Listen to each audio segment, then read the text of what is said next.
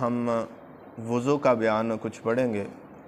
وضو کے بارے میں کچھ احکامات اور کچھ شریعت کے جو تقاضے ہیں ان کے بارے میں آج کچھ جانیں گے۔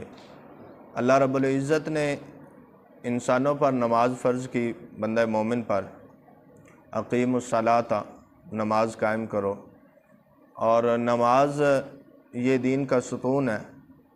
نماز کے بغیر بندہ مومن کا ایمان جو ہے وہ کامل نہیں ہو سکتا، بلکہ نبی پاک صلی اللہ علیہ وآلہ وسلم کا ارشاد ہے، فرمایا کہ مومن اور مشرک کے درمیان جو فرق ہے نا وہ نماز کا فرق ہے، یعنی نماز ہی بندہ مومن کی پہچان ہے۔ تو نماز کے لیے طہارت ضروری ہے، طہارت جو نماز کے لیے ہے وہ شرط ہے، اور وضو بھی طہارت میں آتا ہے۔ وضو کس میں آتا ہے؟ طہارت میں آتا ہے۔ جب تک وضو نہیں ہوگا، حدیث مبارکہ میں آتا ہے کہ وضو جو ہے وہ نماز کی کنجی ہے۔ تو جیسے عام دنیا میں جو نارمل تالے ہیں وہ چابی کے بغیر نہیں کھلتے نا، تو ویسے بھی نماز بھی جو ہے نا ویسے ہی وہ وضو کے بغیر نہیں ہوتی۔ اگر بندہ وضو کے بغیر نماز ادا کرے گا تو وہ نہیں ہوگی۔ تو صحابہ کرام علیہم السلام، آپ کا جو طریقہ تھا صحابہ کا، ایک روایت میں آتا ہے حضرت سیدنا عثمان غنی رضی اللہ تعالی عنہ، آپ ایک دفعہ وضو کر رہے سن ایک جگہ تے، اور وضو واسطے پانی منگوایا جدو تے وضو کیتا، وضو کرن تو بعد مسکران لگے، مسکرائے اور مسکرا کے ارشاد فرمایا کہ تسی جانتے ہو میں کیوں ہس رہا، کیوں مسکرا رہا؟ اپنے جڑے ساتھی سن نا انہوں نے کہا کہ تسی جانتے ہو میں کیوں ہسدا پیا، کیڑی وجہ ہے تو میں ہس رہا، حالانکہ کوئی ہسن والی گل تو نہیں ہے۔ تے آپ نے خود ہی سوال کیتا، پھر خود ہی انہوں جواب دیتا کہ اس سے جگہ تے کھڑے ہو کہ نبی پاک صلی اللہ علیہ وآلہ وسلم نے وضو فرمایا سی، اور وضو کرن تو بعد آپ مسکرائے سن، اور مسکران تو بعد اسی طرح ہی میرے سوال پوچھا سی جس طرح میں تواڈے کول پوچھ رہا کہ تانوں پتہ ہے میں کیوں مسکرا رہا؟ نبی پاک علیہ السلام نے فرمایا، تے سارے صحابہ نے عرض کیتی واللہ ورسولہ عالم، کہ اللہ اور اس کا رسول ہی بہتر جانتے ہیں کہ آپ کیوں مسکرا رہے ہیں، یا آپ جانتے ہیں یا آپ کا خدا جانتا ہے، ہمیں اس بات کا علم نہیں ہے۔ تو نبی پاک صلی اللہ علیہ وآلہ وسلم نے ارشاد فرمایا، جب آدمی وضو کرتا ہے تو ہاتھ دھونے سے اس کے ہاتھ کے، چہرہ دھونے سے اس کے چہرے کے، اور فرمایا کہ سر کا مسح کرنے سے اس کے سر کے، اور پاؤں دھونے سے اس کے پاؤں کے گناہ جو ہیں وہ جھڑ جاتے ہیں۔ وضو کرنے کی فضیلت کیا ہے کہ بندہ جیسے جیسے وضو کرتا جاتا ہے نا، تو جتنے بھی اس کے اعضاء پہ جہاں جہاں پانی لگتا جاتا ہے تو رب ذوالجلال کے فضل سے، رب ذوالجلال کے کرم سے اس جسم کے حصے کے جو گناہ ہیں نا وہ جھڑ جاتے ہیں۔ ایک بات تو یہ سمجھ آ گئی، اور دوسری بات دیکھیں صحابہ کرام نبی پاک علیہ السلام کی سنت کو کیسے ادا کرتے تھے کہ اگر کوئی بات نہیں بھی تھی لیکن حضرت عثمان غنی رضی اللہ تعالی عنہ آپ ویسے ہی مسکرائے، اور مسکرا کر پھر آپ نے حدیث بیان کی اور حدیث سنا دی۔ تو دو باتیں یہ ضروری ہیں، ایک تو وضو کی فضیلت ہے، اور دوسرا جو ہے وضو بالکل ویسا ہی کرنا ہے جیسے نبی پاک صلی اللہ علیہ وآلہ وسلم نے کیا، اور صحابہ نے دیکھ کر پھر خود کیا اور پھر آگے تعلیم دی۔ تو وضو ہم اپنی مرضی سے نہیں کر سکتے، کیا وضو اسی اپنی مرضی نال وضو نہیں کر سکتے، کیونکہ اندے وچ ضروری ہے کہ جس طرح نبی پاک صلی اللہ علیہ وآلہ وسلم دا فرمان ہوئے، جس طرح نبی پاک صلی اللہ علیہ وآلہ وسلم نے فرمایا ہوئے، اسی طرح ہی وضو کرنا ساڈے واسطے ضروری ہے۔ ایک روایت اور ایک حکایت بھی ہے حضرت سیدنا امام اعظم ابو حنیفہ، کہ جب تک ایک دلیل آ جائے نا سامنے، شاہد آ جائے، گواہ آ جائے، اپنے آنکھوں دیکھا حال آ جائے، تو بندے کو پھر یقین زیادہ ہو جاتا ہے۔ سیدنا امام اعظم ابو حنیفہ ایک مرتبہ مسجد میں، کوفہ کی مسجد میں آپ بیٹھے تھے وضو خانے پہ، اور وضو کر رہے تھے کہ ایک نوجوان آ گیا۔ اب وہ نوجوان آ کے ساتھ آپ کے وضو کرنے لگا، تو آپ نے جب اس کو دیکھا کہ وہ وضو کر رہا ہے، تو وضو سے جو پانی گرنے والا تھا نا، اس کو دیکھ کر حضرت امام اعظم ابو حنیفہ نے فرمایا، بیٹا ماں باپ کی نافرمانی جو کرتے ہو نا اس سے توبہ کر لو۔ اس نے کہا میں نے توبہ کی۔ اس کے بعد وہ وضو کرتا رہا تو آپ نے پھر اس کی طرف دیکھا تو فرمایا بیٹا زنا کرنے سے توبہ کر لو۔ تو اس نے کہا میں نے توبہ کی۔ پھر اس کے بعد جب قطرات مزید ٹپکتے رہے، مطلب پانی وہ مزید بہتا رہا اور اس نے وضو مکمل اپنا کیا، تو امام اعظم ابو حنیفہ نے فرمایا کہ بیٹا شراب نوشی سے بھی وہ توبہ کر لو۔ تو اس نے کہا میں نے توبہ کی۔ تو یہ جب اس نے وضو مکمل کر لیا، وضو مکمل کرنے کے بعد آپ نے ان سے فرمایا بیٹا گانے باجے یہ سننے سے بنا توبہ کر لو۔ جب یہ سارا کچھ بیان کیا تو امام اعظم ابو حنیفہ کو اللہ تعالیٰ نے اتنی طاقت عطا فرمائی تھی، اتنا کشف عطا فرمایا تھا کہ وہ وضو کا پانی جو اعضاء پہ لگتا ہے اور جو گناہ جھڑتے ہیں نا، امام اعظم ابو حنیفہ ان گناہوں کو بھی دیکھ لیا کرتے تھے۔ ان گناہوں کو کیا کرتے تھے؟ ان گناہوں کو بھی دیکھ لیا کرتے تھے۔ اور پھر آپ نے بالخصوص یہ رب سے دعا کی کہ اللہ تعالیٰ مجھے ایسے کشف سے جو ہے نا وہ یہ کشف مجھ سے ختم کر دے کہ مجھ پہ جو ہے وہ لوگوں کے عیوب، لوگوں کے گناہ مجھ پہ ظاہر ہو جاتے ہیں۔ ٹھیک ہے، تو معلوم یہ ہو گیا کہ حقیقت میں ہی گناہ جو ہیں وہ وضو کے ذریعے سے جڑتے ہیں۔ وضو کی فضیلت بہت زیادہ ہے۔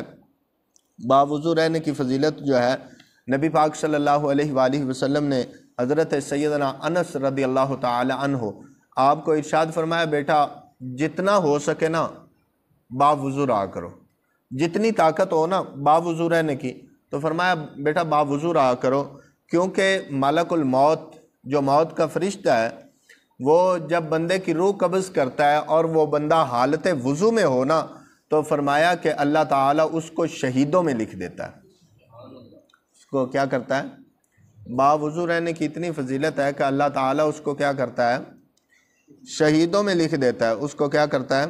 شہیدوں میں لکھ دیتا ہے۔ اور ایک روایت میں آتا ہے حضرت سیدنا موسیٰ کلیم اللہ علی نبینا و علیہ الصلوۃ والتسلیم، آپ کو اللہ تعالیٰ نے ارشاد فرمایا اے موسیٰ اگر تم پر کوئی مصیبت آئے، تم پر کوئی مصیبت آئے اور تم بے وضو ہو، یعنی تمہارا وضو نہ ہو اور تم پر کوئی مصیبت آ جائے، تو فرمایا کہ پھر میری ذات کو ملامت نہیں کرنا، پھر اپنے آپ کو ملامت کرنا کہ میں نے وضو کیوں نہیں کیا۔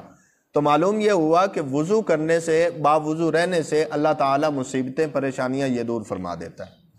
کیا کرتا ہے؟ وضو کرنے سے پریشانیاں اور مصیبتیں کیا ہوتی ہیں؟ دور ہو جاتی ہیں۔ تو زیادہ کوشش کرنی چاہیے ہمیں کہ ہم باوضو رہیں۔ اب وضو کرنے کا جو طریقہ ہے وہ آپ سرسری تھوڑا سا میں آپ کو بتا دیتا ہوں کہ سب سے پہلے دیکھیں ہم لوگ یہ بات سمجھتے ہیں کہ اور ایسا ہم کرتے ہیں کہ وضو خانے جو ہے نا وہ ہم قبلہ کی جانب نہیں بناتے، مطلب ان کا منہ جو ہے نا وہ قبلہ کی طرف نہیں ہوتا۔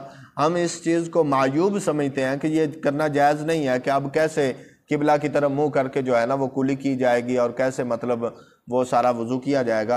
حالانکہ سنت طریقہ یہ ہے کہ وضو کرنے کے لیے اونچی جگہ پر بیٹھنا اور منہ جو ہے وہ اس کا قبلہ کی طرف ہو، خانہ کعبہ کی طرف منہ ہو، اونچی جگہ پر بیٹھ کے وضو کرنا یہ سنت ہے۔ یہ کیا ہے؟ ہاں یہ مستحب عمل ہے ایسا کرنا کہ اونچی جگہ ہو اور قبلہ کی جانب جو ہے وہ بیٹھا جائے، یہ مستحب عمل ہے۔ اور پھر اس کے بعد وضو کے لیے نیت کی جائے۔ وضو کے لیے کیا کیا جائے؟ نیت کی جائے۔ نیت آپ کر سکتے ہیں مختلف چیزوں کی جو نیت ہے، مطلب میں نے اب وضو کرنا ہے تو نماز کے لیے وضو کر رہا ہوں تو نماز کی نیت، اگر قرآن کے لیے مطلب وضو کر رہا ہوں تو قرآن پاک کی نیت سے وضو کیا جائے، تلاوت کی نیت سے۔ اور اگر میں اب آیا ہوں مسجد میں تو میں بیک وقت جو ہے وہ قرآن کی تلاوت کی نیت بھی کر سکتا ہوں اور نماز کے لیے بھی نیت کر سکتا ہوں، مسجد میں بیٹھنے کی نیت کر سکتا ہوں، ہمیشہ باوضو رہنے کی نیت کر سکتا ہوں۔ نبی پاک علیہ السلام نے فرمایا نیت المؤمن خیر من عملی، کہ جتنی نیت اچھی ہوتی جائے گی عمل اس کا اتنا زیادہ بڑھتا جائے گا۔ اگر بندے نے وضو کیا اور قرآن کی نیت ہے، نماز کی نیت ہے، مسجد میں بیٹھنے کی نیت ہے، اب وہ صرف نماز پڑھ کے چلا جاتا ہے نا تو اس کو قرآن پڑھنے کا بھی ثواب میسر آئے گا اور مسجد میں بیٹھنے کا بھی ثواب ملے گا اور نماز کے لیے جو وضو کیا ہے اس کا بھی ثواب ملے گا۔ اور اس کے بعد نیت کرنے کے بعد جو ہے بسم اللہ الرحمن الرحیم، بسم اللہ والحمدللہ، کیا کرنا ہے؟ بسم اللہ والحمدللہ، یہ کہہ لینے سے جب تک بندہ باوضو رہتا ہے نا، جدوں تک بندہ باوضو رہے، بسم اللہ والحمدللہ کمن نال جدوں تک بندہ باوضو رہندا ہے نا، اللہ تعالیٰ دے فرشتے اس بندے دے نامہ اعمال وچ نیکیاں لکھ دے رہندے ہیں۔ کیا کرتے ہیں؟ ہم نے وضو تو کرنا ہی ہے نا، لیکن سنت طریقے سے نبی پاک علیہ السلام کے بتائے ہوئے طریقے سے، اور جیسے صحابہ کرام علیہم الرضوان نے عمل کیا، ویسے کرنے سے ہم بہت زیادہ جو نیکیاں ہیں وہ حاصل کر سکتے ہیں، بہت زیادہ نیکیاں کیا کر سکتے ہیں؟ حاصل کر سکتے ہیں۔ تو اب پھر 3 بار جو ہے نا وہ ہاتھ دھونے ہیں، اور یہاں تک یہ جو ہاتھ ہے نا آپ نے یہ 3 بار دھونا کیا ہے؟ یہ سنت ہے۔ پورے وضو میں جتنے بھی اعضاء ہیں ان کو 3 بار دھونا یہ سنت مبارکہ ہے۔ 3 بار دھونا کیا ہے؟ سنت مبارکہ ہے۔ 3 بار دھونا کیا ہے؟ سنت مبارکہ ہے۔ اور اس کے بعد پھر مسواک ہو تو مسواک کر لینا چاہیے۔ مسواک کرنا بھی نبی پاک علیہ السلام کی سنت ہے۔ فرمایا کہ اگر مشقت کا مجھے اپنی امت پہ خوف نہ ہوتا نا، کہ میری امت مشقت میں پڑ جائے گی، اس کا اگر خوف نہ ہوتا تو میں ہر نماز کے لیے جو وضو کیا جاتا ہے اس میں مسواک کو ضروری قرار دے دیتا، لیکن قربان جائیں اس امت کا اتنا خیال ہے کہ مسواک کرنے کو بھی ضروری قرار نہیں دیا۔ البتہ یہ ہر نماز کے لیے وضو جو کیا جاتا ہے اس کے ساتھ مسواک کرنا یہ سنت مبارکہ ہے۔ اور اگر مسواک اویلیبل نہ ہو، مسواک نہ ہو، تو جو دائیں ہاتھ کی وہ شہادت کی انگلی ہے نا، اس کے ساتھ وہ جو ہے وہ کر سکتے ہیں، اس کو اپنا جو ہے وہ دانت اس کو صاف کر سکتے ہیں۔ اس کے بعد کلی کرنی ہے، اور 3 بار کلی کرنا یہ ضروری ہے۔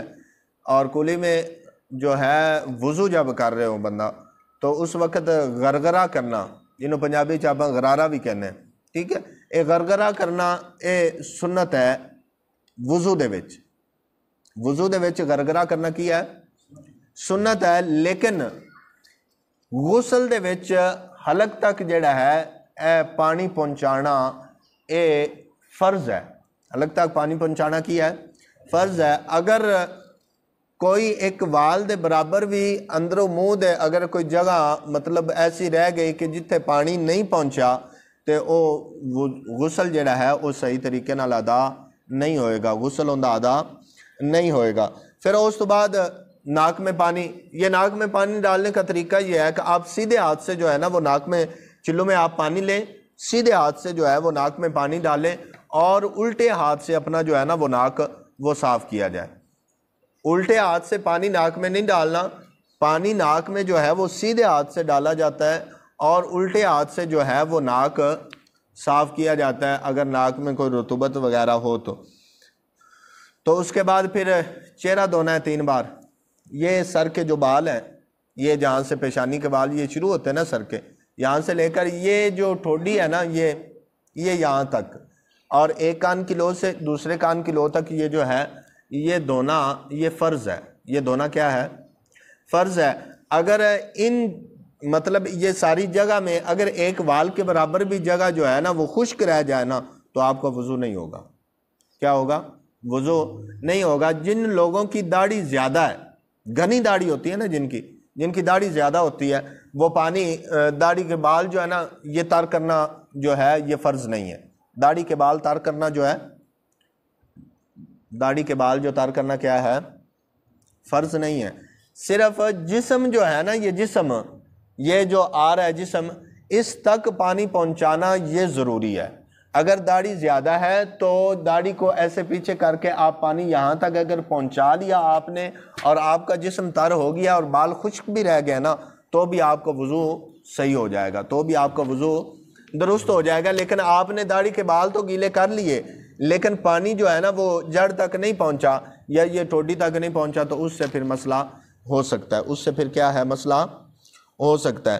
اس کے بعد پھر یہ جو بازو ہے یہ دھونا یہ ضروری ہے، فرض ہے بازو دھونا جو ہے، دونوں بازو، اور یہ کونیوں سمیت دھونے ہیں۔ یہ کونی ہے نا جو یہ یہاں تک یہ ان کے سمیت دھونے ہیں۔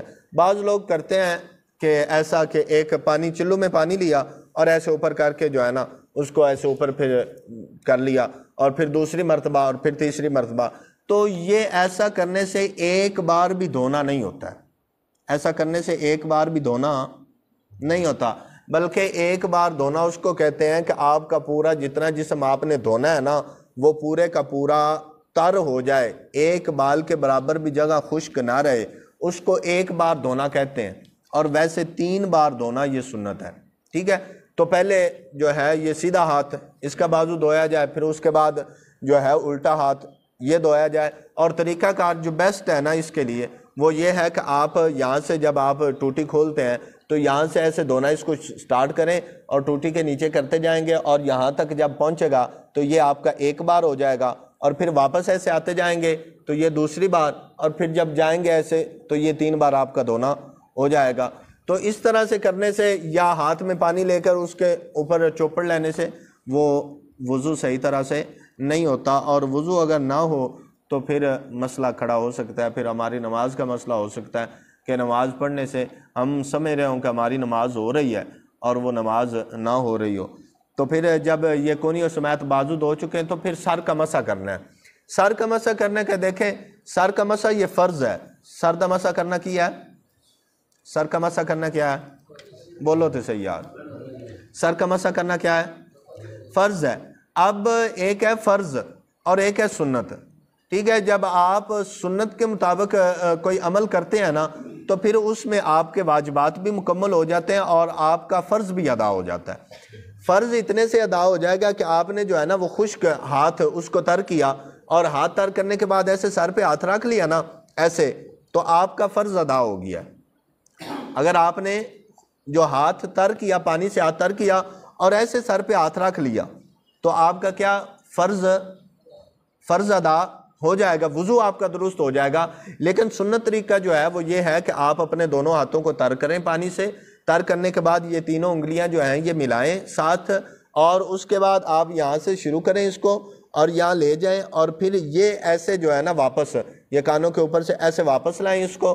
تو جب یہ آپ کی یہ تینوں انگلیاں اور یہ تلی آپ کی جو ہے یہ اب پانی آپ نے یہ سر پہ مسح کر لیا، اور پھر اس کے بعد یہ شہادت کی انگلی جو ہے یہ آپ نے کان کے اندر ایسے پھیرنی ہے۔ پھر اس کے بعد یہ جو آپ کے انگوٹھے ہیں اس کے ساتھ آپ نے کان کے یہ بیک کا مسح کرنا ہے، اور پھر یہ آپ کے جو ہاتھ کی پشت رہ جائے گی پھر یہ آپ ایسا کریں گے تو یہ آپ کا ایک سنت طریقے سے جو مسح کرنا ہے وہ ادا ہو جائے گا۔ اور سنت طریقے سے مسح کرنے سے، جب آپ سنت طریقے سے مسح کرتے ہیں تو نبی پاک صلی اللہ علیہ وآلہ وسلم نے فرمایا کہ ایسی حالت میں میری سنت کو زندہ کرنا کہ جب لوگ میری سنت کو ترک کر جائیں، تو فرمایا کہ وہ جب میری سنت کو زندہ کرتا ہے تو اسے 100 شہیدوں کا ثواب دیا جاتا ہے۔ تو ضرورت ہے کہ نبی پاک علیہ السلام کی سنت کو ادا کیا جائے۔ اور پھر اس کے بعد پاؤں دھونے ہیں۔ پاؤں دھونے کے بعد جو ہے پہلے سیدھا پاؤں جو ہے وہ دھونا ہے اور ٹخنوں تک دھونے ہیں، اور اس کے بعد خلال کرنا ہے۔ انگلیوں کا کیا کرنا ہے؟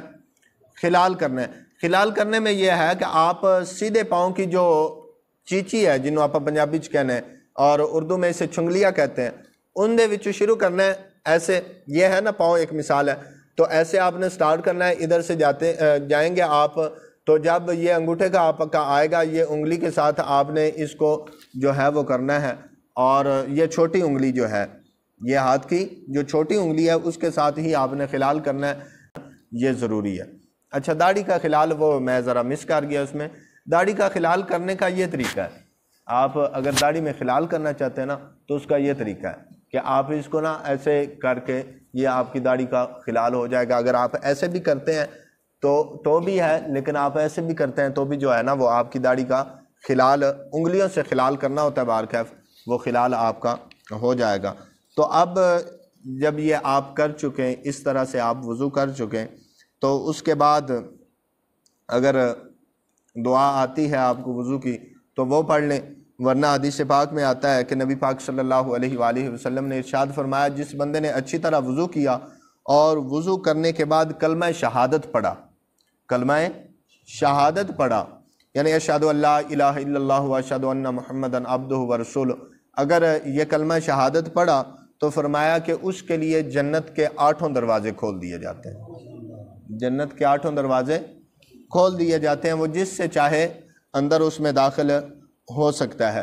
اور ایک نظر کی کمزوری ہو نا، اگر کسی کو نظر کی کمزوری ہو تو فقہا نے یہ بیان کیا ہے کہ وضو کرنے کے بعد اگر کسی بندے کو نظر کی کمزوری ہے، نظر اس کی ویک ہوتی جا رہی ہے، تو فقہا نے یہ جو ہے ایک وظیفہ بیان کیا ہے کہ وضو کرنے کے بعد سورۃ قدر انا انزلناہ فی لیلۃ القدر وما ادراک ما لیلۃ القدر لیلۃ القدر خیر من الف شہر تنزل الملائکۃ والروح فیہا باذن ربہم من کل امر سلام ہی حتی مطلع الفجر، یہاں تک یہ پوری سورۃ قدر جو ہے آسمان کی طرف نظر اٹھا کے، آسمان کی طرف دیکھ کے اگر وضو کرنے کے بعد یہ بندہ پوری سورت پڑھتا ہے تو اللہ تعالیٰ اس کی نظر کمزور نہیں ہونے دے گا۔ نظر کی کمزوری اس کی کیا ہے؟ وہ ختم ہو جائے گی۔ نظر کی کمزوری کیا ہو جائے گی؟ ختم ہو جائے گی۔ تو یہ مختصر سا ایک بیان ہے وضو کا۔ اور ایک بات بہت ضروری ہے، ایک مسئلہ، وہ ہے مستعمل پانی کا، پانی استعمال شدہ پانی۔ استعمال شدہ پانی ہم اب تو مطلب ادھر کرتے ہیں نا وضو، ٹوٹیاں وغیرہ لگی ہوئی ہیں، کبھی گھر میں کرنے کا اتفاق ہو یا لوٹے وغیرہ میں پانی سے وضو کرنے کا اتفاق ہو نا، تو ہم احتیاط نہیں کرتے۔ مستعمل پانی اس پانی کو کہتے ہیں کہ کسی برتن میں پانی ہو اور بندے کا وضو نہ ہو، بندے کا وضو نہ ہو اور اس میں وہ ہاتھ چلا جائے، وہ خشک ہاتھ جو اس پانی میں چلا جائے گا، تو اب اس پانی سے نہ تو بندہ غسل کر سکتا ہے اور نہ ہی بندہ وضو کر سکتا ہے۔ اب پانی اگرچہ ہی پاک ہے، وہ پانی ناپاک نہیں ہوا، لیکن اب وہ پانی پاک کرنے والا نہیں رہا۔ مطلب ہم ایسے ہی جاتے ہیں استنجا کرنے کے لیے، جب یہ زیادہ ہوتا ہے استنجا کرنے کے لیے، یہ زیادہ کرتے ہیں ہم کہ لوٹا جب بھر لیتے ہیں تو پھر ویسے ہی اس کو جو ہے نا اٹھاتے ہیں اور اس میں انگلیاں بھی جو ہے نا وہ ڈوب جاتی ہیں اور مطلب احتیاط نہیں کرتے۔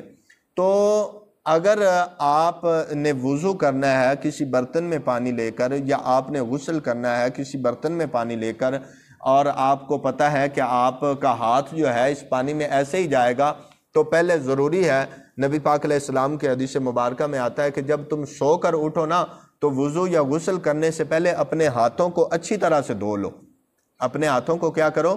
اچھی طرح سے دھو لو، اور پھر اس کے بعد ہاتھ دھونے کے بعد اگر آپ اس پانی میں ہاتھ ڈالتے ہیں تو اب آپ کا وہ پانی مستعمل نہیں ہوگا، اب آپ اس سے جو ہے وہ غسل بھی کر سکتے ہیں، اب آپ اس سے جو ہے وہ وضو بھی کر سکتے ہیں۔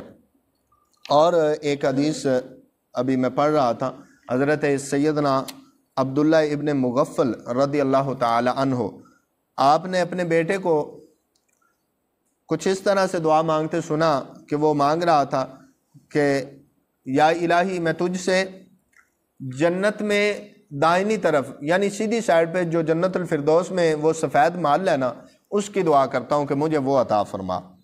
تو جب آپ نے یہ سنا تو آپ نے فرمایا کہ اے میرے بچے، اللہ سے جنت مانگو اور دوزخ سے بچو، دوزخ سے کیا کرو؟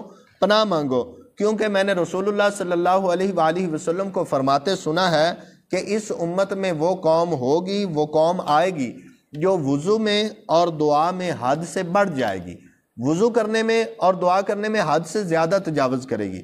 یعنی کہ دعا مانگنی ہے نا جب، تو جنت کی مانگے دعا۔